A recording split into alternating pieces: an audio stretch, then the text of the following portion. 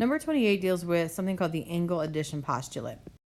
Okay, so what this really means is if you have two angles, let's say we have two angles here, and let's say one is 40 degrees and one is 30 degrees. I know it's a horrible picture, but it just says that the whole big overall angle says I can add those two angles together to get a total of 70 degrees, which shouldn't be a big shock, but maybe the name is new. It's just called the angle addition postulate because you're adding angles together. All right, so that's what we're going to use here. So let me get rid of this so we have some room. All right, so now in our problem here, we have two angles here that I want to add up together, and I'm telling you ADC, this large angle, has to be 47 degrees.